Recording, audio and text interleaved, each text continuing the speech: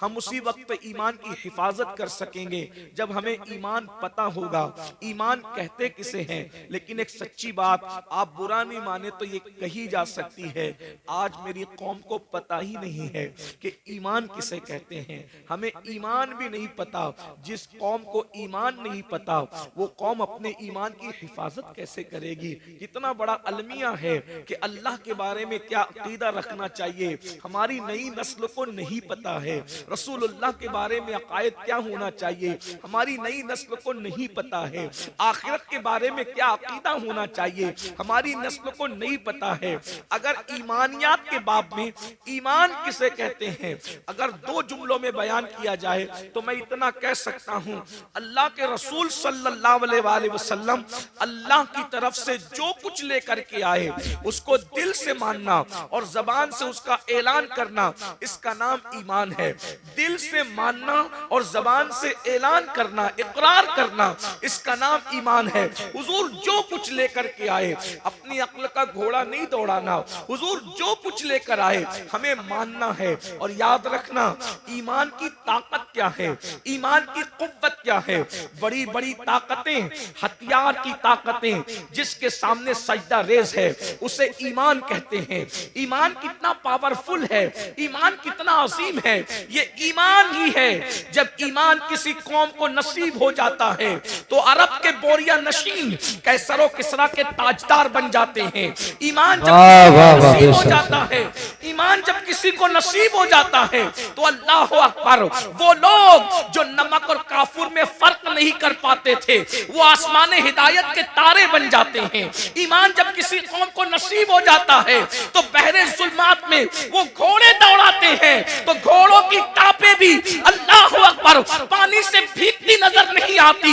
इसीलिए तो इकबाल ने कहा था, ती अज़ाने कभी यूरोप के कलीसाओं में और अफ्रीका के तपते हुए सहराओं में, दश्त तो दश्त है दरिया भी न छोड़े हमने, बहरे जुल्मात में दौड़ा दिए घोड़े हमने। ईमान क्या है, अल्लाह अकबर। ईमान इतनी अजीम ताकत है कि फरिश्ते भी ईमान वालों को रश्क की निगाह से देखते हैं। ईमान इतनी अजीम कुव्वत है कि अल्लाह अकबर, दीवान गाने इश्क़े मोहम्मद को देखकर घबरा गई है गर्दिशे दौरा, कभी कभी गर्दन में हाथ डाले हैं माहो नुजुम ने, गुजरा इन हदों से मुसलमान कभी कभी। ईमान एक कामिल नसीब हो जाता है तो फरिश्ते बाज नीचे रह जाते हैं, मोमिने कामिल का मर्तबा उससे बुलंद हो जाता है। अल्लाह अकबर। अरे ये ईमान ही है, जब मोमिन अपनी कब्र में जाता है तो नकीरैन उसकी ताजीम करते नजर आते हैं। ईमान वाले की ताजीम सिर्फ जमीन के ऊपर नहीं होती बल्कि जमीन के अंदर भी होती है।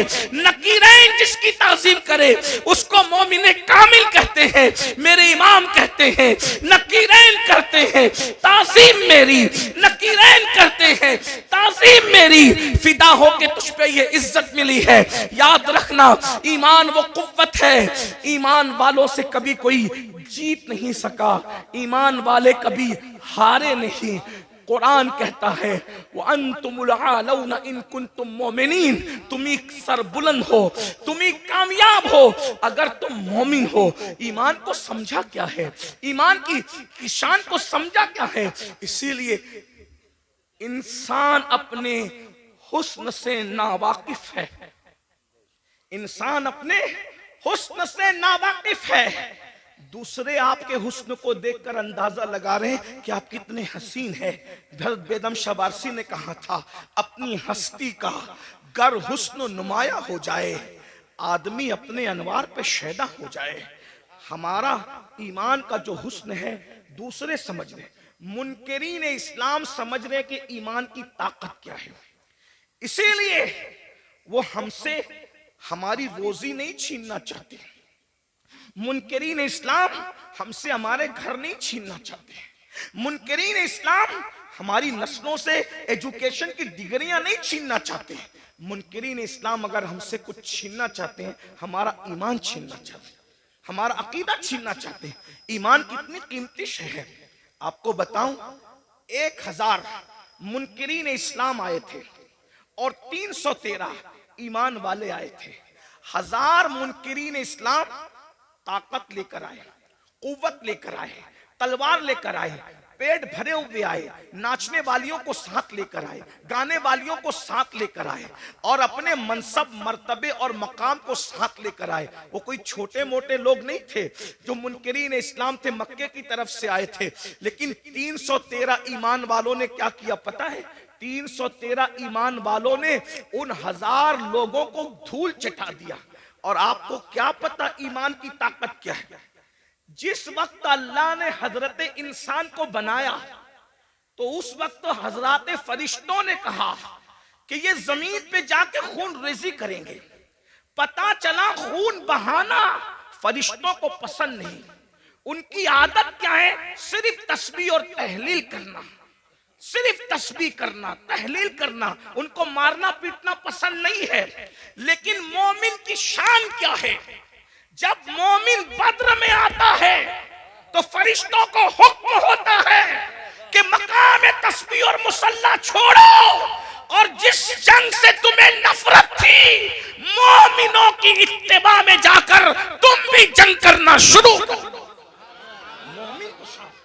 मोमिन की शान। मलाइका आते हैं, 5000 मलाइका बद्र में नाजिल होते हैं, कतार दर कतार ना। और सिर्फ मलाइका नहीं आते बल्कि सारे फरिश्तों का जो सरदार है वो भी रसूलुल्लाह का सिपाही बनकर के जमीन पर आता है। मोमिन को आपने समझा क्या है? मोमिन की शान क्या है? इसीलिए ईमान छीनने की कोशिश की जाती है और हमें मोमिनों को ईमान की अहमियत नहीं है। हम अपने बच्चे को ताजिर तो बनाना चाहते हैं, हम अपने बच्चे को डॉक्टर तो बनाना चाहते हैं, हम अपने बच्चे को इंजीनियर तो बनाना चाहते हैं। खतीब बनाया, अदीब बनाया, डॉक्टर बनाया, इंजीनियर बनाया, टीचर बनाया, सब बनाया। क्या अपने बच्चों को मोमिन भी बनाया? डॉक्टर बनाने का इनकार नहीं है, डॉक्टर बनाओ भाइयों। ये डॉक्टर बनने का शौक लोगों में अभी है। नारे तकबीर, नारे रिसालत, मसलके आला हजरत उस्ताजुल उलमा हुजूर मुफ्ती मोहम्मद इस्माइल साहिब क़िबला, उस्ताजुल उलमा हुजूर मुफ्ती। आप बैठे, बिल्कुल बैठे रहे। आप उलमा इस्तकबाल करेंगे, आप बिल्कुल बैठे रहे।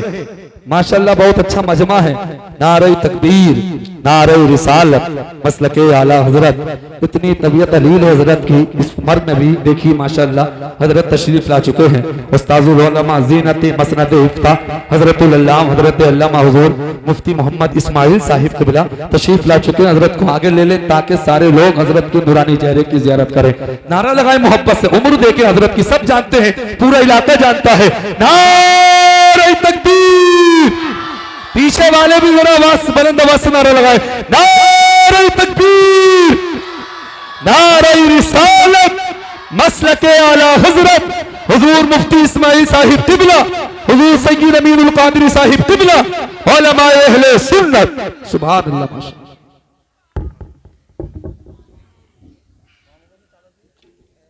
दुरूद शरीफ पढ़ने। अल्लाहुम्मा सल्लि व सल्लिम व ज़िद व बारिक अला सय्यदना मौलाना मुहम्मदिन व आलिहि व सहबिही सलातु व सलामन अलैका या रसूल अल्लाह सल्लल्लाहु तआला अलैहि वसल्लम। अल्लाह ताला हज़रत मुफ्ती इस्माइल साहब को शिफा दे, सेहत दे, तंदुरुस्ती अता फरमाए। इस हालत में भी वो तशरीफ़ लाए हैं। ये हमारे बुज़ुर्गों का खुलूस है, इखलास है। दुरूद शरीफ एक बार पढ़े, मैं गुफ्तगू आगे बढ़ाता हूँ। रब्बे सल्ले व सल्लिम दाइमन अबदा अला हबीबिका खैरुल खल्क़ि कुल्लिहिम सलातु व सलामुन अलैका या जद्दल हसन वल हुसैन व अला आलिका व अस्हाबिका या जद्दल गौसस सकलैन। तो डॉक्टर बना रहे, टीचर बना रहे, इंज सब बना रहे, इनकार नहीं। बनाइए। दुनिया में डॉक्टर बनने का शौक अभी पैदा हुआ। मुसलमान उस वक्त साइंसी उलूम का इंकशाफ कर रहे थे जब लोग साइंस से नावाकिफ थे। इसका सबूत अगर देखना है तो आप कुरान की उन आयात को पढ़ करके देखें जो साइंसी उलूम का इंकशाफ करती नजर आती। इसीलिए आज जितने साइंसदान हैं, कोई ये नहीं कहता कि हम सर्च कर रहे हैं। पढ़े लिखे लोगों की तवज्जो चाहता हूं। आज कोई साइंसदान ये नहीं कहता कि हम सर्च कर रहे हैं। हर साइंसदान क्या कहता है? हम रिसर्च कर रहे हैं। तो रिसर्च का मतलब क्या है? पहले जो सर्च हो चुका, रिसर्च उसी का तो होता है। इसका मतलब साइंस आज भी ये मानने को तैयार है कि पहले किसी ने सर्च किया था, उसी की रिसर्च हम कर रहे हैं। तवज्जो फरमाएं। तो ये सर्च किसने किया, ये सर्च किसने किया? आप कुरान उठाकर देखें ना तो पता चलेगा। मां के पेट में बच्चा कब किस वक्त किस शक्ल का होता है, हर मजहब खामोश है। अगर कोई जवाब दे रहा है वो इस्लाम है और सिर्फ इस्लाम है। सुभान अल्लाह, सुभान। आप देखें ना, ये जो सर्च पेश है, आज लोग रिसर्च कर रहे हैं। सर्च तो हमने किया है, तलाश तो हमने किया है। अल्लाह अकबर। इसी तरीके से फिरौन की मम्मी के बारे में, उसकी लाश जो म्यूजियम में पड़ी हुई है, उसके बारे में जब पीएम किया गया तो डॉक्टर और साइंसदान इस नतीजे पे पहुंचे कि ये समुंदर में डूब करके मरा है। ये रिपोर्ट थी उसके पीएम की, लेकिन सोचा कि आखिर ये डूब के मरा, समुंदर में डूबने वाला बाहर कैसे निकल सकता है? सारे मजाहिब की किताब खामोश थी। इस्लाम ने कहा, कुरान ने कहा कि हमने तेरी लाश को इसलिए बचाया ताकि हम तुझे लोगों के लिए इबरत बना दें। देखो कुरान बोलता नजर आया। मेरे भाइयों, ईमान की, इस्लाम की अजमत को समझो। हमें वादहू ला शरीक, खुदाए हक, माबूदे बरहक का पता मुस्तफा जाने रहमत ने बताया। वरना कहीं तो हजरत ईसा की इबादत हो रही है, कहीं तो हजरत मरियम की इबादत हो रही है, कहीं तो हजरत उज़ैर की इबादत हो रही है, कहीं तो चांद की इबादत हो रही है, कहीं तो सूरज की इबादत हो रही है, कहीं तो गोबर और मिट्टी की इबादत हो रही है, कहीं तो दरख्त और दरिया की इबादत हो रही है। अरे तुम कितने खुशनसीब हो कि तुम्हें वो खुदा मिला है। वो और लोग हैं दुनिया के अंदर जो खुदा को बनाकर पूजते हैं। लोगों का खुदा वो है जो लोग बनाते हैं। मुसलमानों का खुदा वो है जिसने कुन कहकर कायनात को जिंदाबाद, जिंदाबाद। नारे तकबीर, नारे रिसालत। लोगों का खुदा वो है जिसकी तस्वीर बनती है। मुसलमानों का खुदा वो है जो तसव्वुर में भी नहीं आता। औरों का खुदा तस्वीर में आता है, हमारा खुदा तसव्वुर में भी नहीं आता। हमारा खुदा इतना बुलंद है, अरे जो तसव्वुर में नहीं आता वो हमारा खुदा है। अल्लाह अकबर। और फिर लोग अजमत का अंदाजा क्या लगाएं जब मुहम्मदुर रसूलुल्लाह, उसके बनाए हुए बंदे की अजमत की हकीकत को लोग न जान सके। जब उसका बंदा इतना बेमिसाल है तो वो खुदा कितना बेमिसाल बात है। जिंदाबाद, जिंदाबाद। ईमान की अहमियत को समझो। कौन सा मजहब हमें नसीब हुआ है, इसीलिए आज हम ईमान की, मुसलमान ईमान की अहमियत नहीं समझ पा रहा है। मुनकिरीन इस्लाम अहमियत समझ गए, इसीलिए वो ईमान छीनना। वो जानते हैं जब तक इनके पास ईमान रहेगा इनको ज़ेर नहीं किया जा सकता, इनको तबाह नहीं किया जा सकता, इनको बर्बाद नहीं किया जा सकता। छीन लो इनसे ईमान। इनके पास दाढ़ियां रहे चलेगा, इनके पास टोपियां रहे चलेगा, इनके पास मदरसे रहे चलेगा, इनके पास स्कूल रहे चलेगा, इनके पास जो वो सर्टिफिकेट रहे चलेगा, इनके पास ईमान नहीं रहना चाहिए। इसीलिए ईमान छीनने के लिए मंसूबे बन रहे हैं, अलग अलग मंसूबे, दाखिली मंसूबे, खारजी मंसूबे। बहुत खतरनाक चैलेंजेस का हमें सामना है। और आप आज हमें बच्चा डॉक्टर बने, इंजीनियर बने, ताजिर बने, उसका मुस्तकबिल सुधर जाए, सबको फिक्र है। अगर फिक्र नहीं है, ईमान की फिक्र नहीं है। नबियों की फिक्र क्या थी? अच्छा कुछ तो इतने देर होशियार है, कहते हैं मौलाना हमारे बच्चे थोड़ी बिगड़ेंगे। और तू कौन सा दीन पर है जो तेरे बच्चे दीन पर कायम रहेंगे? किस बिगड़ने की, सुधरने की बात करते हो? जिस कौम को कलेमा पढ़ना नहीं आता है। हमारे बुजुर्गों ने कहा कि निकाह की महफिल में जाओ तो कलेमा पढ़ाओ तो नहीं पढ़ पाते, तो जो शादी की खुशी के मौके पर काजी के पढ़ाने पे कलेमा नहीं पढ़ पाते, वो मौत के इस्तिराब में क्या कलेमा पढ़ पाएंगे? बताए ना। आप किस ईमान की बात करते हैं? आप किस ईमान और अकीदे की बात करते हैं? भाइयों मेरी कौम को कलेमा नहीं आता है। उन्होंने गाने तो हिफ्ज कर रखे हैं, कुरान की कितनी आयतें हिफ्ज है, जरा अपने आप में डूब कर सोचो। मैं कोई डांट पीटने नहीं आया, आपको कोसने नहीं आया, लेकिन ये महफिलें एहतिसाब की महफिलें, ये महफिलें जन्नत बांटने की महफिलें नहीं है। मैं इसका कायल नहीं हूँ, इसलिए कि हम लोग फिक्र रजा के वारिस, फिक्र रजा हमारी मुहाफिज, हम वो लोग नहीं है कि कहीं इसको देखो उसको देखो जन्नत मिलेगी। मैं इसका सख्त मुखालिफ हूँ। जो कौम गुस्ले जनाबत से ना वाकिफ हो, तुम इसको क्या जन्नत बांट रहे हो, बेवकूफ बनाते हो। अल्लाह को हमें मुंह नहीं दिखाना है, खुदा को क्या मुंह दिखाओगे? बताओ तो सही, जब वो सुन लेंगे कि मुफ्ती इस्माइल साहब के चेहरे को देख के जन्नत मिलती है, अमीनुल कादरी के चेहरे को देख के जन्नत मिलती है, मुफ्ती जलीस साहब के चेहरे को देख के जन्नत मिलती है, बेवकूफ है फिर वो फजर में उठेंगे? बेवकूफ है वो फजर में उठेंगे? नहीं मेरे भाई, हमें अपनी कौम पे इतना जुल्म नहीं करना चाहिए। जो कौम कलेमा याद ना रखे वो कौम कैसे जन्नत में जाएगी? कुछ लोग हमसे लड़ते हैं कि तू लोगों को मायूस करता। मैंने कहा मैं मायूस नहीं करता। हम कैसे मायूस कर सकते हैं? हमारे यहाँ तो ईमान की डेफिनेशन ही है, अल ईमान और बैनल खौफ व रजा। ईमान खौफ और उम्मीद की दरमियानी कैफियत का नाम है। हम कौम को मायूस क्यों करेंगे? लेकिन जो कौम इतनी बेबाक हो चुकी हो कि बड़ी माजरत के साथ, यहाँ के हालात ऐसे नहीं होंगे लेकिन हम पूरा हिंदुस्तान घूमते हैं और बड़ी बात नहीं करते, दुनिया में भी जाते हैं हिंदुस्तान के अलावा। लोग इतने गाफिल हो गए अपने दीन से कि जिनकी निगाहें पाप से उसकी सगी साली महफूज नहीं है, उस कौम को हम चेहरे दिखा के क्या जन्नत बांटेंगे? जिस कौम की निगाह से उसकी चचाजाद बहन महफूज नहीं है, हम उस कौम को क्या जन्नत की बशारतें देंगे? मेरे भाइयों, हालात इतने दर्दनाक हैं। अब हालात तो ये है कि माज़अल्लाह बेटियां जवान हो जाए तो बाज जगह वो बाप की निगाह से महफूज नहीं है। इतनी गफलत का हाल है, खशियत इतनी उठ चुकी है, खशियत रब्बानी उठ चुकी है। मैं जानता हूं हम ग्राउंड रियलिटी के लोग हैं, हम ग्राउंड जमीनी हकायक वाले लोग हैं।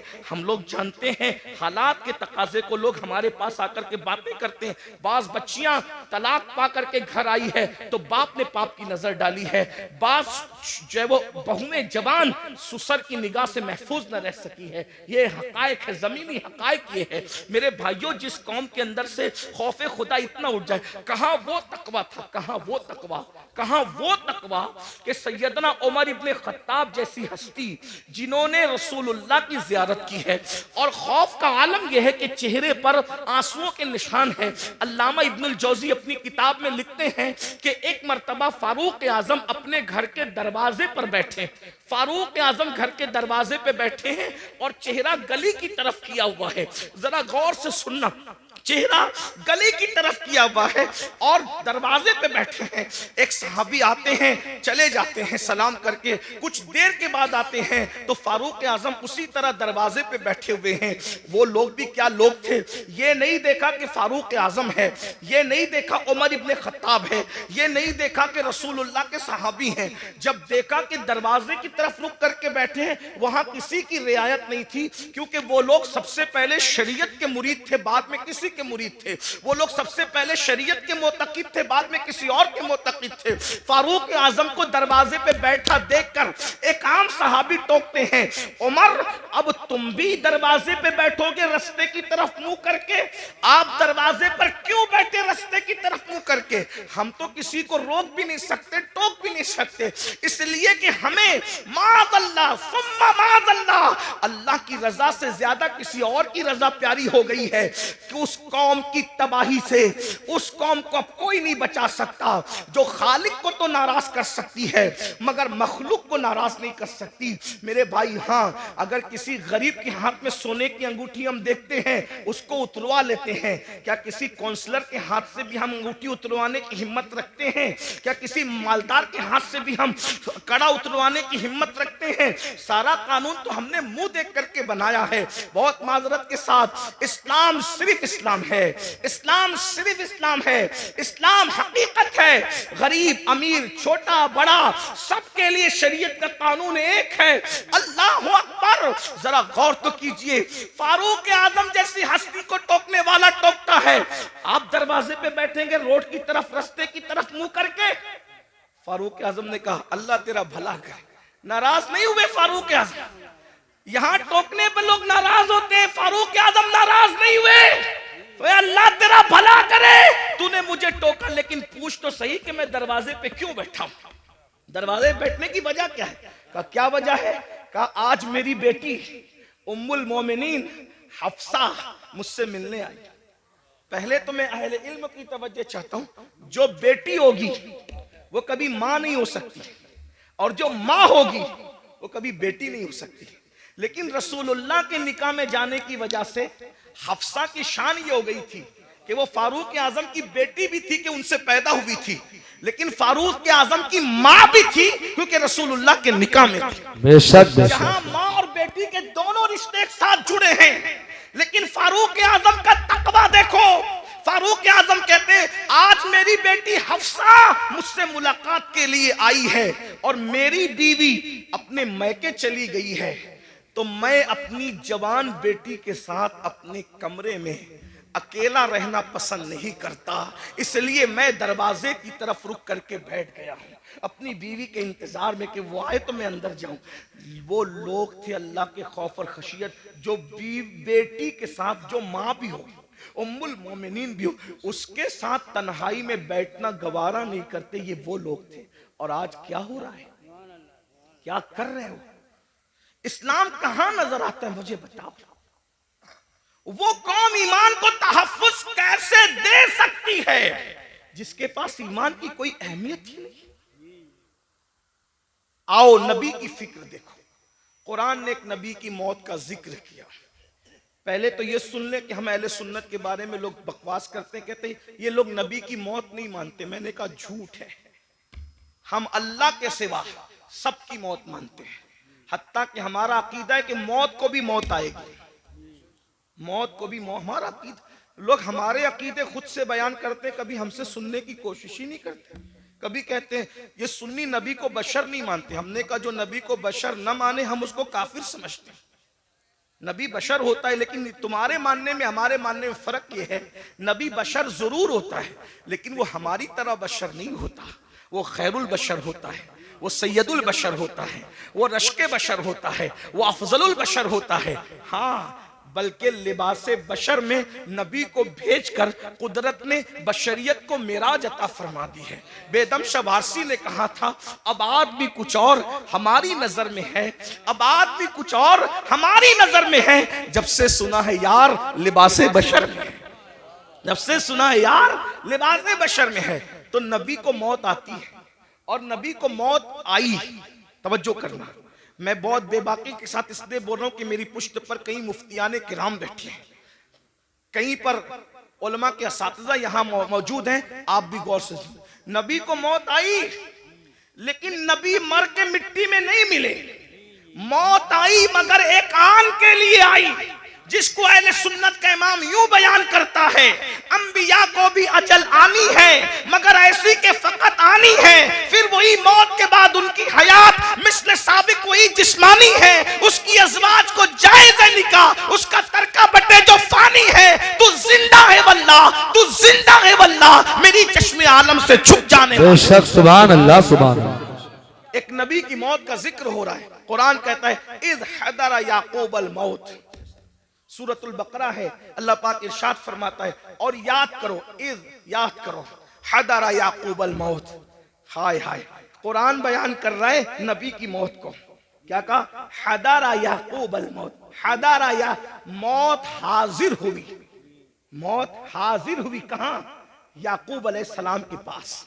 पता चला अंबिया की बारगाह वो है जहां मौत भी हाजिर होती है, मौत भी हाजिरी देती है। हाँ, इसका मतलब ये कि तुम और तरह मरते हो, अंबिया और तरह दुनिया से तशरीफ ले जाते हैं। इद हद, देखिए हाजिर होने में और तशरीफ लाने में फर्क है। वैसे यूपी में बताने की जरूरत नहीं, यूपी के लोग बहुत पढ़े लिखे होते, उर्दू तो जानते ही हैं। अगर कोई छोटा किसी बड़े के पास आकर कहे कि मैं तशरीफ लाया, तो पढ़ा लिखा आदमी जरूर हंसेगा कि बड़ों के पास तशरीफ नहीं लाते बल्कि बड़ों के पास हाजिर होते हैं। और जब बड़ा कहेगा, जैसे मिसाल के तौर पे अगर मैं कहूं कि हजरत मुफ्ती इस्माइल साहब की बारगाह में मैं हाजिर हुआ तो सही है, लेकिन अगर ये कहूं कि मेरे पास मुफ्ती इस्माइल साहब हाजिर हुए तो गलत हो गया। बल्कि मुझे क्या कहना पड़ेगा? हजरत मुफ्ती इस्माइल साहब तशरीफ लाए। बात समझ में आती है? अब कुरान क्या कह रहे? हदरा याकूब अल मौत, मौत हाजिर हुई याकूब के पास।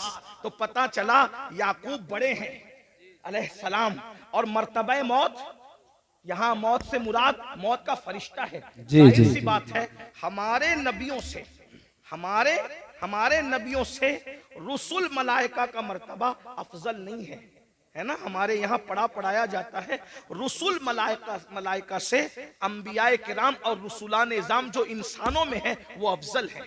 ठीक, हदारा याकूब अल मौत, इससे पता चला। और फिर उसके बाद क्या कुरान कहता है? जब मौत हाजिर हुई तो कुरान कहता है हजरत याकूब अलैहिस्सलाम ने अपने बच्चों को, पोतों को, बेटों को, सबको जमा किया और क्या कहा, इज़ क़ाल लिबनी मा ताबुदून मिन बादी, कि तुम मेरे बाद किसकी इबादत करोगे। नबी को फिक्र क्या है, बेटे कैसे कैसे बेटे हैं, क्या नबी ने तरबियत नहीं की होगी, या यूसुफ अलैहिस्सलाम जैसा बेटा है? इसी तरीके से उनके और जो 11 बेटे थे, याद रखिएगा वो जो 11 बेटों का तस्करा कुरान में है, हम उनकी बेअदबी नहीं कर सकते क्योंकि वो बिगड़े हुए लोग नहीं थे। वो तो एक उनकी ऐसी लग्जिश थी जो रश्क की बुनियाद पर हो गई थी, है ना, मगर वो औलादे पैगंबर थे। उनके और उनकी औलादे याकूब अलैहिस्सलाम को फिक्र है तो ये नहीं कि मेरे बच्चे मेरे बाद खाएंगे क्या, क्योंकि रिस्क का वादा अल्लाह ने किया, अल्लाह रज़ाक है। मेरे बाद मेरे बच्चे पहनेंगे क्या, अल्लाह रब है, वो पहनाएगा भी।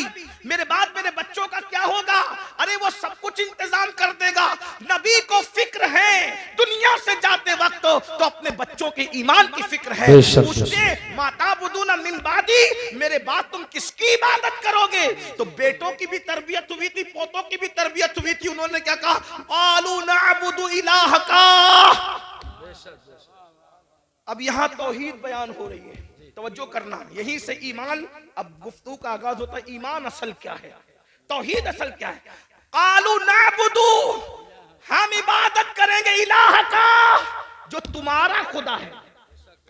ये नहीं कहा अल्लाह की इबादत करेंगे, ये नहीं कहा अल्लाह की इबादत करेंगे, क्या कहा, इलाह का, आपके खुदा की इबादत करेंगे।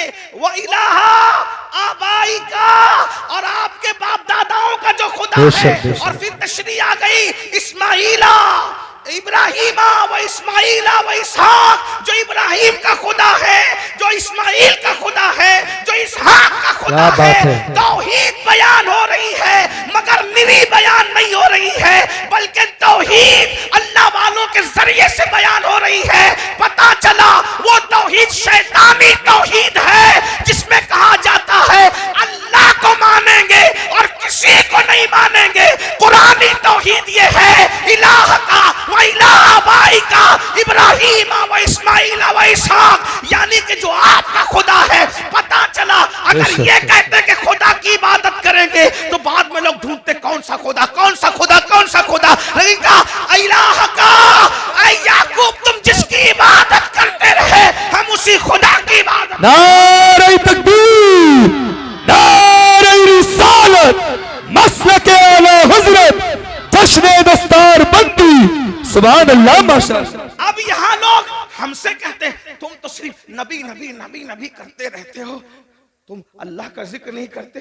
मैंने कहा ये भी अल्लाह की सुन्नत है, ये भी अल्लाह की सुन्नत है कि अल्लाह ने अपना तारुफ कहीं अकेले नहीं कराया, अपना तारुफ हमेशा अपने मकबूल बंदों के जरिए से कराया। आइए मैं, चूंकि मदरसे की महफिल है, थोड़ी मुश्किल बात कर दूं, उलमा की बरकत से अल्लाह आपको समझा देगा, आपकी समझ में आ जाए। कुछ लोग हुजूर के पास आए और पूछने लगे कि आपका खुदा कैसा है वो बताइए। खुदा को देखने की तमन्ना थी, आपका खुदा कैसा है वो बताइए। तो वो पूछने लगे आपका खुदा मिट्टी का है, सोने का है, चांदी का है, तांबे का है, क्योंकि अब तक वो यही सब देख रहे थे ना, तो जो देख रहे थे वही दिमाग में घूम रहा था। आपका खुदा कैसा है ए मोहम्मद सल्लल्लाहु, हम इस तरह हुजूर का नाम नहीं लेते, लेकिन उन्होंने कहा तो मैं नकल कर रहा हूं। क्या कहा, ए मुसलमानों के पैगंबर, आपका खुदा मिट्टी का है, तांबे का है, पीतल का है, कैसा है आपका खुदा। तो अल्लाह ने एक सूरत पूरे कुरान में अपने लिए खास कर दी। देखो अहले सुन्नत लोग कहते हैं इनको तो नबी के सिवा कुछ नजर नहीं आता, ये शिर्क करते हैं। हमने कहा पागल हुए हो, तुम भी अंग्रेजों की पैदावार में से पैदावार हो, कुरान समझते नहीं। अगर तुमने गद्दारी ना की होती तो आज उम्मत का ये हाल ना हुआ होता। सहारनपुर वालों, सहारनपुर के आसपास वालों, बहुत बुरा किया तुमने, तुम्हें मर के अल्लाह को जवाब देना है। तौहीद के नाम पे तुमने तौहीद का गला घोटने की कोशिश की है, लेकिन कुरान की तौहीद में आपके सामने पेश कर रहा हूं। मेरी बात मुश्किल तो नहीं लगी, इतनी मुश्किल कभी नहीं करता, लेकिन चूंकि ईमान ही एक मुश्किल उन्वान है ना।